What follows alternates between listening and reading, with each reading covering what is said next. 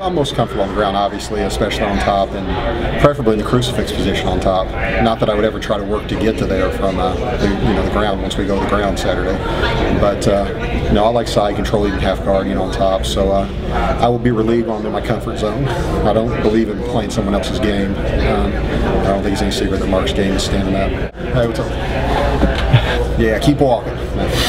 The biggest, weirdest thing will be for me, not only just fighting in the UFC and then in my hometown, but actually fighting Mark, because he's a guy I've been a fan of forever, and before I ever considered or thought about fighting, I was watching him fight and always rooting for him to win. So it will be, it's just weird when I start training with Tim Sylvia, something I always watch him fight and go and start sparring with him, and I thought, man, I'm actually sparring with Tim Sylvia, and then I whipped his ass, and that was even weirder. It was, I don't know, I wouldn't even say a dream come true necessarily, because I never dreamed I would fight Mark Hunt or look forward to it or anything like that, but it is definitely a strange feeling to be where I'm at doing what I'm doing. It's hard as it would be for him to find somebody as big, as athletic and as good looking as me, and somebody as internet savvy also as me.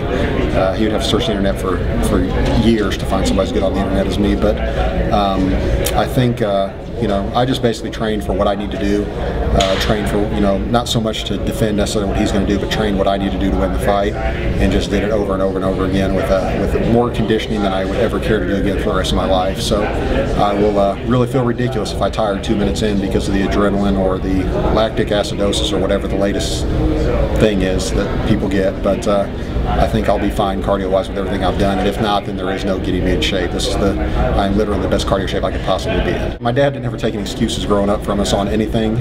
It didn't matter if you cut your arm off, on the way home from school, you should have been home on time.